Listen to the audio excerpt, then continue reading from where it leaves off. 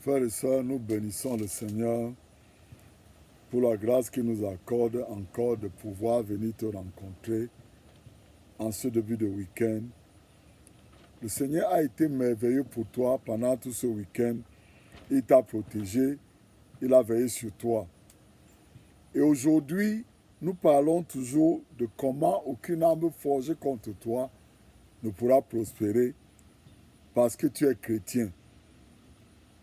Ce n'est pas parce que tu vas à l'église, ce n'est pas autre chose, c'est juste le fait que tu as accepté Jésus comme ton sauveur personnel qui fait de toi un chrétien. C'est seulement les œuvres que Jésus-Christ a accomplies, pas tes œuvres que toi tu penses avoir accomplies. Donc tu vois, aujourd'hui, je bénis le Seigneur parce qu'il a été avec nous pendant toute cette semaine et chacun de nous peut dire que oui, le Seigneur a été bon pour moi. Chacun de nous peut dire, comme il dit dans le psaume 92, que c'est une bonne chose de s'asseoir.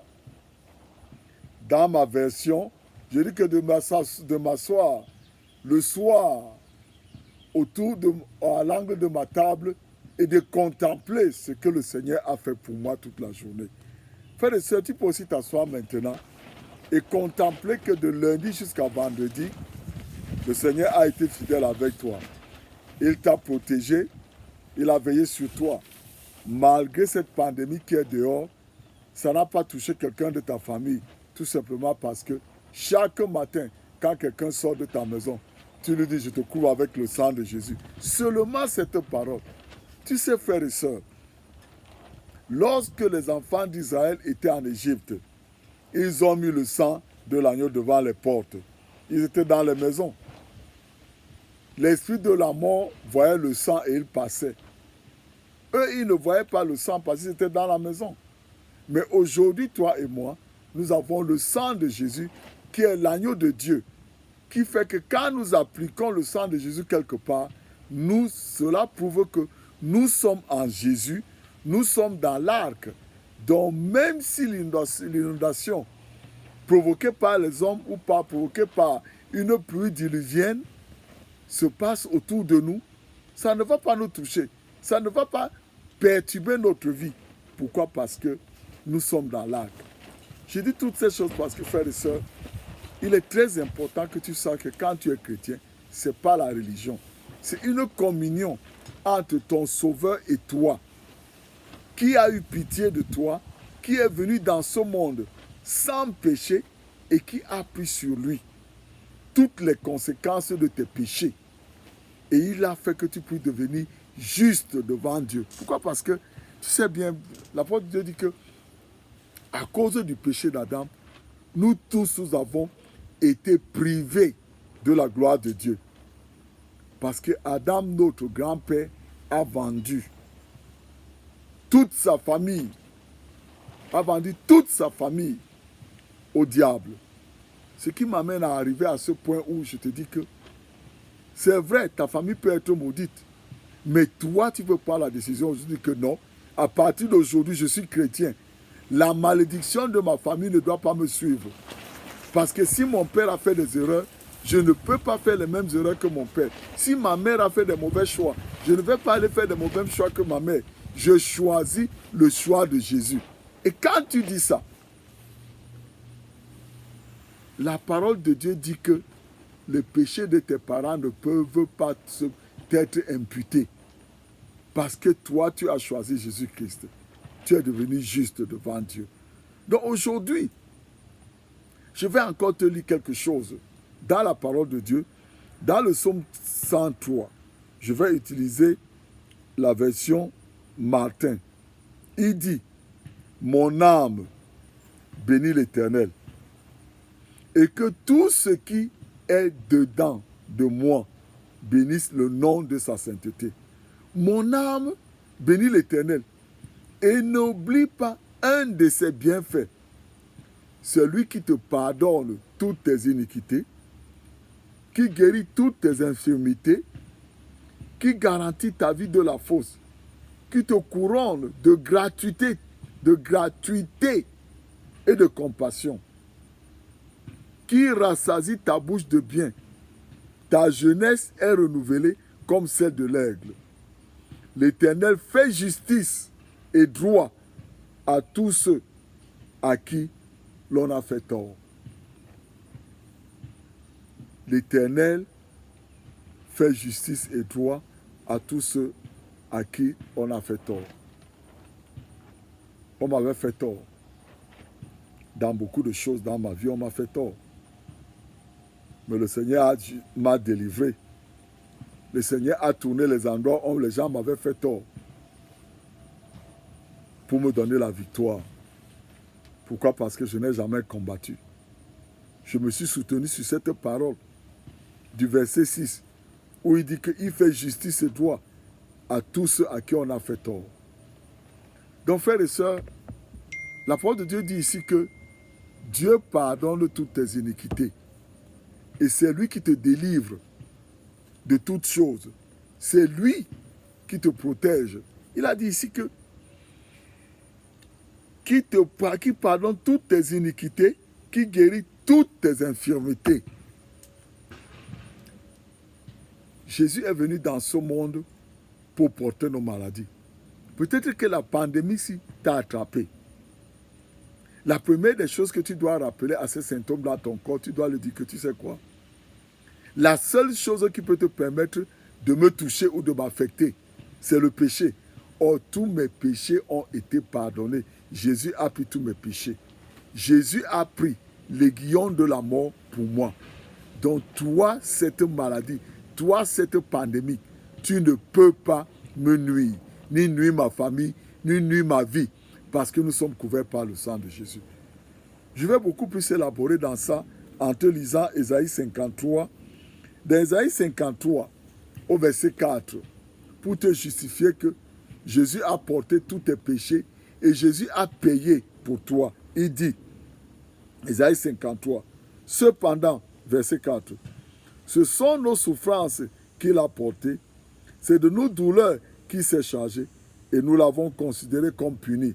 Ça parle des Juifs et de nous aussi. Certains chrétiens, certains gens pensent que c'était normal que Jésus soit que ce qui est arrivé à Jésus, il a mérité cela. Non, Jésus n'a pas mérité cela.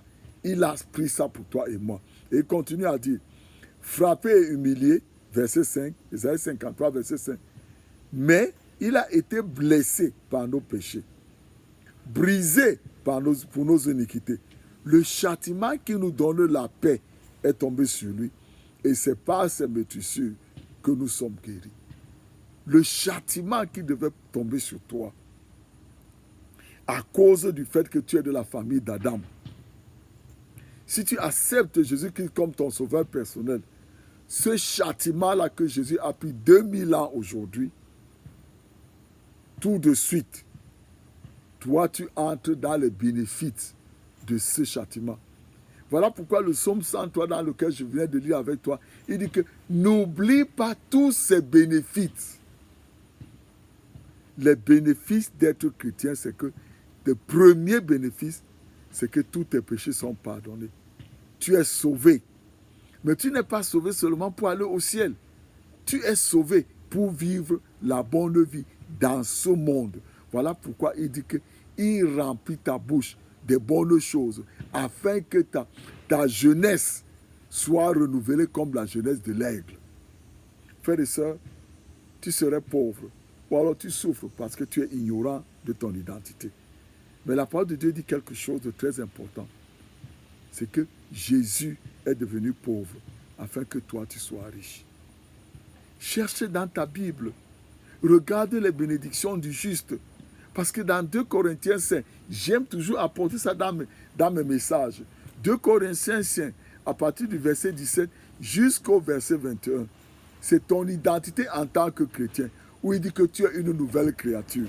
Les choses anciennes sont passées. Et maintenant, il a fait de toi, tout est devenu neuf. Et maintenant, Dieu fait de toi son ambassadeur. Donc, en tant qu'ambassadeur de Dieu, Dieu t'utilise pour réconcilier le monde à lui. Et le 21 dit que Dieu a fait de toi juste parce qu'il a pris tout ce qui était injuste dans ta vie, tout ce qui te faisait ennemi de Dieu. Dieu a donné cela à Jésus-Christ. il a mis cela à Jésus. Jésus il est devenu malédiction. Il est devenu tout à la croix. Il est devenu injuste afin que toi, tu prennes la place juste de Dieu, de Jésus. Ce qui veut dire que Jésus, quand Dieu te regarde, il voit Jésus. Comme je suis en train de te parler maintenant, Dieu voit que c'est Jésus qui est en train de parler. Toi, tu peux voir que c'est moi qui parle, mais c'est Jésus qui est en train de te parler. Donc, frères et sœurs, il est très important pour toi et moi que nous puissions connaître notre identité. La parole de Dieu dit qu'il remplit ta bouche de bonnes choses afin que ta jeunesse soit renouvelée comme la jeunesse de l'aigle. Quand l'aigle vieillit, il s'envole. Il va très loin au ciel. Et le vent fait là-bas, maintenant, avec tout ce qui se passe, quand il va quelque part, les vieilles plumes la sortent. Quand ça sort, il s'envole haut. Et le vent frais le rafraîchit. Quand il vient en bas, il est tout jeune. La parole de Dieu est le miroir dans lequel tu peux trouver ta jeunesse. La parole de Dieu est le seul endroit dans lequel tu peux trouver ta jeunesse. Ne te confie pas aux histoires des hommes, aux fables qu'on raconte, que tu dois faire ceci, tu dois faire cela. Frères et sœurs, aucun homme, tous ces gens-là qui ont écrit des livres que vous appelez vos noms-là, aucun de n'est mort et est ressuscité et vit aujourd'hui en moi et en toi qui es chrétien et t'a donné le Saint-Esprit. Non. Parce que le Saint-Esprit en toi, dans ta vie en tant que chrétien, te conduit à faire les choses. Parfois, tu peux entendre une voix. Mais la plupart du temps, le Saint-Esprit te conduit. Tu sens dans ton corps que tu dois faire quelque chose. Tu dois faire quelque chose. Et le Saint-Esprit te rappelle toujours la parole de Dieu. Le Saint-Esprit te rappelle toujours des bonnes actions. Le Saint-Esprit te rappelle toujours, quand tu es en colère, il te rappelle que non, ne te fâche pas. Tu entends cette petite fraîcheur dans ton cœur qui te garantit, c'est le Saint-Esprit.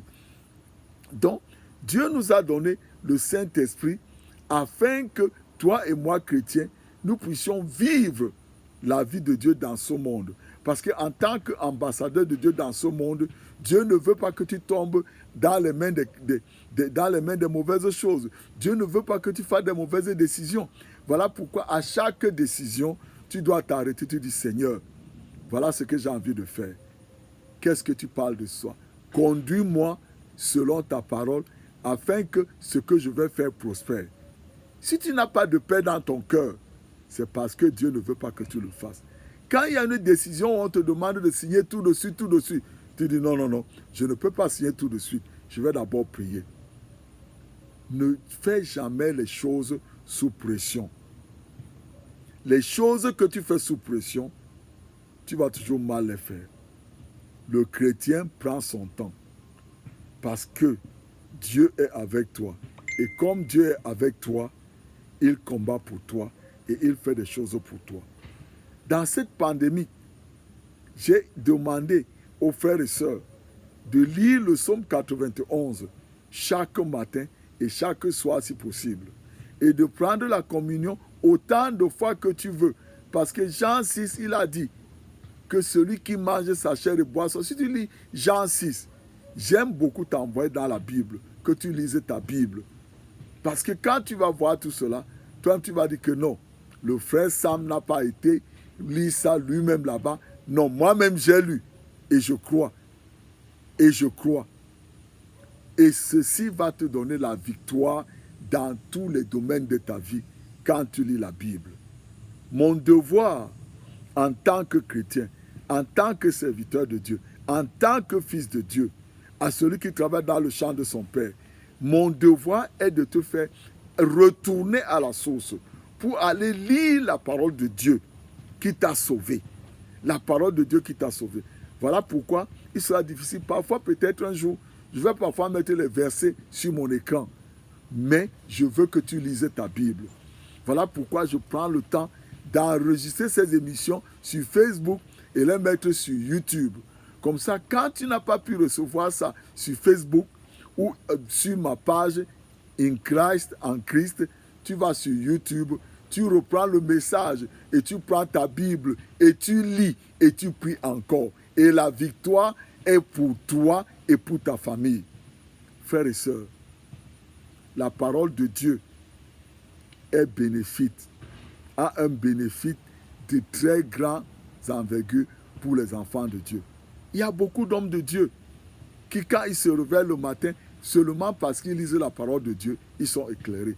Frères et sœurs, le matin, quand je me réveille, la première chose que je fais, après avoir prié avec mon épouse, je m'en vais m'asseoir dans mon bureau, je lis la parole de Dieu. Je lis la parole de Dieu. C'est elle qui est la force. C'est elle qui est le sirop que je bois le matin. C'est elle qui est la première tasse de café que je bois avant d'aller faire mon café. Pourquoi? Parce que quand je le fais, la parole de Dieu dit que c'est ça qui donne la vie à mon corps. C'est ça. Donc je t'exhorte, frères et sœurs, de découvrir ta Bible. Découvre ton identité. Va lire la parole de Dieu et tu vas voir ton identité dedans. Cette semaine, je voulais seulement t'exhorter à lire la parole de Dieu. Souviens-toi, nous avons lu le psaume 103. Et dans le psaume 103, il te dit très bien que l'Éternel fait justice et droit à ceux à qui l'on fait le mal. Si on t'a fait tort, confie-toi à l'Éternel. Ne va pas venger, tu perds ton temps. La main de Dieu est plus grande pour toi pour venger. Sois en paix, donne-le à Dieu. Tu dis que papa, ils m'ont fait tort, mais je remets tout entre tes mains parce que toi, tu peux me sauver. Tu vois, tout ce que je dis aujourd'hui, j'ai seulement fait cette exhortation pour t'exhorter à lire ta Bible. Et je voudrais aussi parler à ceux qui n'ont pas accepté Jésus-Christ comme leur sauveur personnel. Ou alors tu vas à l'église, mais tu es encore dans les choses-là. Tu dépenses ton argent, ton salaire pour acheter les livres que quelqu'un d'autre a écrits. Alors que toi aussi, tu peux écrire tes livres pour tes expériences avec Dieu. Au lieu de le faire, tu vas acheter les livres que quelqu'un a fait des expériences et te dit que sa grand-mère est sortie de la tombe pour le... Ça c'est le diable. Et ces choses-là ne te donnent même pas la vie. Voilà pourquoi ta vie est criblée de maladies, la tension et tout cela. Tes enfants, regarde autour de toi. C'est vrai, tu peux avoir l'argent, mais toutes ces choses-là ne te donnent rien. La seule chose qui te donne la vie, c'est que tu acceptes Jésus-Christ comme ton sauveur personnel. Aujourd'hui, comme tu entends ma voix, peut-être demain tu ne l'entendras pas, parce que la mort va te frapper, tu seras en enfer. Mais si tu entends ma voix aujourd'hui, le Seigneur va te sauver de cette maladie chronique qu'on a déjà dit qu'elle va te tuer. Mais le Seigneur peut te guérir. Pourquoi? Parce que tu l'as accepté comme ton sauveur personnel. C'est tout ce que je te demande. Il ne te demande pas de lui donner ton argent. Il ne te demande pas de lui donner le sang de tes enfants. Non, il a versé son sang pour te sauver. Dis-lui seulement, Seigneur Jésus, j'ai appris que tu es venu dans ce monde. Seigneur, oui, je t'accepte comme mon sauveur parce que tu es venu pour me sauver. Aujourd'hui, je t'accepte comme mon sauveur personnel. Pardonne tous mes péchés. Merci parce que tu m'as pardonné tous mes péchés et je t'accepte comme mon sauveur personnel.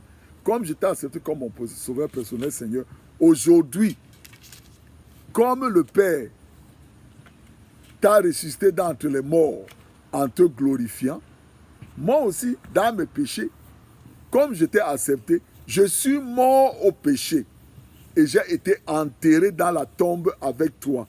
Et au troisième jour, le Père t'a ressuscité avec moi et comme il t'a glorifié, je reçois le baptême du Saint-Esprit dans ma vie maintenant. Kama sendele mo kama sandala.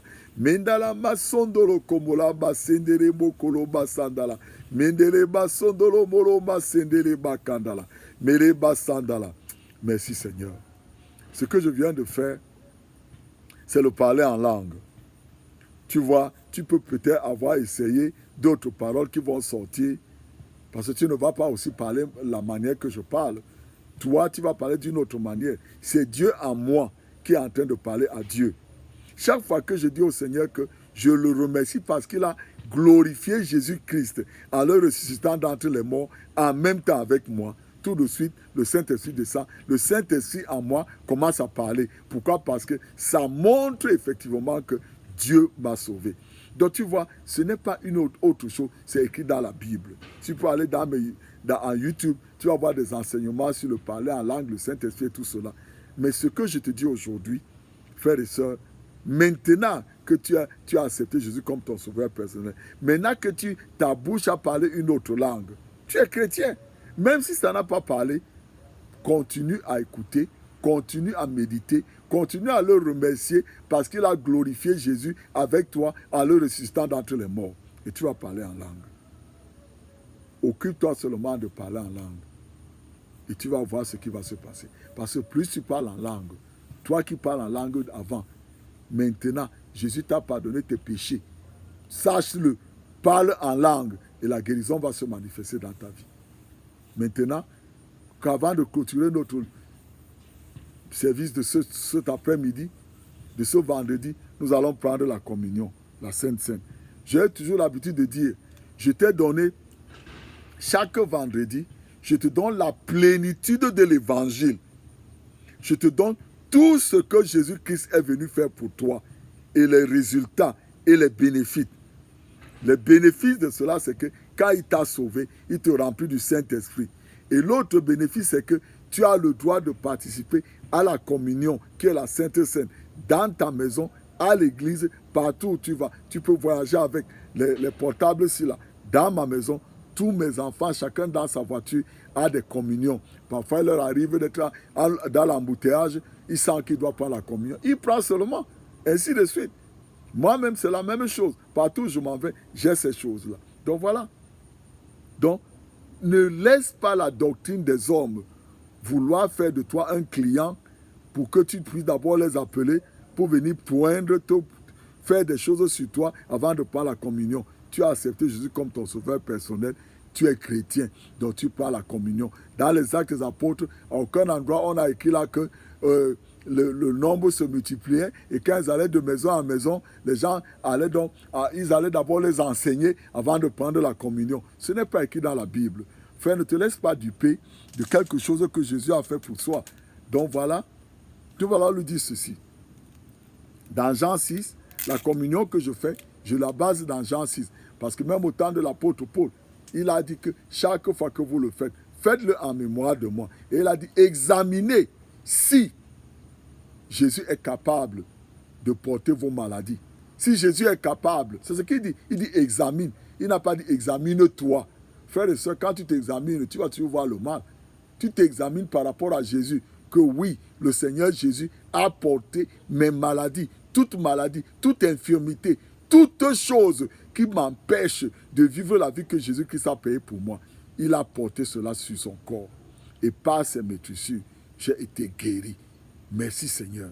Maintenant, quelle est la maladie qui est sur toi? Regarde, c'est la tension. Tu dis que Seigneur, tu as porté la tension. Qu'est-ce qu'il y a? Le mal d'estomac, Seigneur, tu as porté le mal d'estomac. Qu'est-ce qu'il y a? C'est le diabète. Seigneur, merci parce que tu as porté le diabète. C'est le cancer. Seigneur, merci parce que tu as porté le cancer sur ton corps. Maintenant que tu as porté cela, je suis mort avec toi le jour-là à la croix. J'ai été enterré avec toi. Ce qui fait que quand le Père t'a ressuscité d'entre les morts, il m'a aussi ressuscité. Et comme je suis sorti de vivant avec toi maintenant, je vis pour la justice. Et par tes meurtrissures, j'ai été guéri de toute maladie dans mon corps. Merci Seigneur. Gloire à toi. Au nom de Jésus. Tu manges.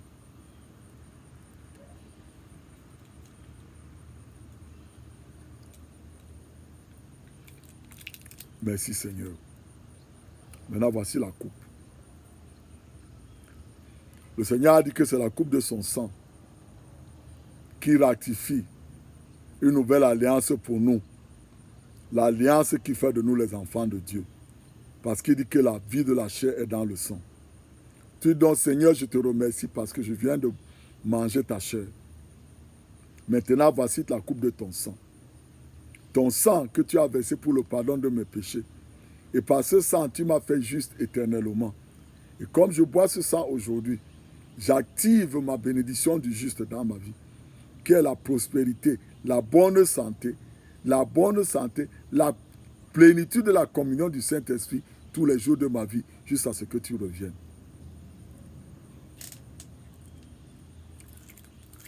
Maintenant, tu as bu. Tu dis, Seigneur, je te remercie. Selon Jean 6, tu as dit que si je bois, si je mange ta chair et je bois ton sang, je ne vais pas mourir. C'est par ça qu'il a commencé d'abord. Va lire dans Jean 6. Alors maintenant, j'ai mangé ta chair et j'ai bu ton sang. Ce qui veut dire que la mort n'est pas dans mon rendez-vous, ni dans ma vie. Et toute chose qui devait apporter la mort dans ma vie maintenant, je suis guéri de cela. Mon corps est redevenu neuf du sommet de ma tête jusqu'à la plante de mes pieds, parce que je vais vivre jusqu'à ce que tu reviennes. Seigneur, je te remercie. Maintenant, il a continué à dire dans Jean 6, il a dit, celui qui mange sa chair et boit son sang, comme le Père vivant l'a envoyé, lui, Jésus, faisait de grandes choses dans ce monde. Celui-là aussi va vivre par lui, Jésus, et il va faire des choses dans ce monde plus grandes que Jésus a faites quand il était dans ce monde. Donc, Seigneur, je te remercie parce que c'est ta parole. Et Saint-Esprit, je te remercie parce que tu es présent ici. Après avoir mangé la chair et bu le sang de Jésus, maintenant, Seigneur, je viens au-devant de toi. Papa, remplis-moi du Saint-Esprit maintenant et de puissance afin que je puisse faire le bien et guérir les malades, tous ceux qui sont oppressés par le diable, parce que tu es avec moi. Et aussi, maintenant, que par la puissance qui est en moi et la plénitude du Saint-Esprit, que j'accomplisse des choses plus grandes que ce que Jésus-Christ a fait dans ce monde. Seigneur, je t'exalte, je te bénis aujourd'hui, je te remercie pour la vie que tu m'as donnée. Gloire à toi, Seigneur, au nom de Jésus. Merci, Seigneur, merci. Maintenant, comme tu as fait cela, frères et sœurs, s'il y avait un mouvement que tu ne pouvais pas faire parce que la maladie là t'avait bloqué, essaie de faire le mouvement là que tu ne pouvais pas faire. Au nom de Jésus, lève le pied là. Au nom de Jésus, lève-toi, commence à danser. Au nom de Jésus, commence à remercier le Seigneur. Lève les yeux, Seigneur, je te remercie parce que tu m'as guéri. Commence à danser, commence à, je ne sais pas ce que tu ne faisais pas. Si c'est les yeux que tu ne voyais pas bien, le nuage là qui était sur tes yeux maintenant est parti parce que tu as pris la communion. Si c'est le mal de ventre que tu avais, maintenant que tu as pris la communion, le mal de ventre là est parti. Lève-toi et réjouis-toi parce que le Seigneur a fait de grandes œuvres dans ta vie aujourd'hui. Je prie que le Seigneur te bénisse. Tu as vu tout ce que j'ai fait là. C'est la bouche, j'ai parlé, je n'ai fait aucun autre travail. Parce que ce qui sort de ta bouche qui fait ta vie. C'est ce qui sort de ta bouche que les anges de Dieu entendent. Donc comme j'ai parlé, les anges ont entendu. Maintenant, je prie que le Seigneur te bénisse. Je te couvre avec le sang de Jésus, toi et ta famille. Je prie que le Dieu qui a créé l'or et l'argent organise des circonstances favorables, que les circonstances favorables t'arrivent là où tu es, au nom de Jésus. Je prie maintenant que la faveur de Dieu, qui était la même faveur qui a fait que Joseph a trouvé, a été devant Pharaon et il a parlé parce qu'il était plein de la sagesse de Dieu. Que cette sagesse soit sur toi et qu'elle t'ouvre les portes. Je prie que la faveur qui était sur Esther, qui a fait que Esther a trouvé la faveur pour bien s'habiller et être reine dans un pays étranger, que cette faveur soit sur toi, sœur. Je te bénis, Seigneur, je t'exalte pour cette journée. Je te bénis pour l'audience que tu permets. Merci, Seigneur, ceux-là qui vont suivre cette vidéo, que ce soit dans YouTube ou à Facebook, Seigneur, bénis-les. Manifeste-toi dans leur vie, au nom de Jésus. Que le Seigneur te bénisse. Que le Seigneur fasse briller sa tête, sa lumière sur toi. Que la main de l'Éternel soit sur toi pour te protéger partout où tu vas. Que sa gloire se manifeste sur toi. Et que partout où tu vas, que sa lumière soit sur toi. Que le Seigneur te bénisse, frères et sœurs, au nom de Jésus. Amen.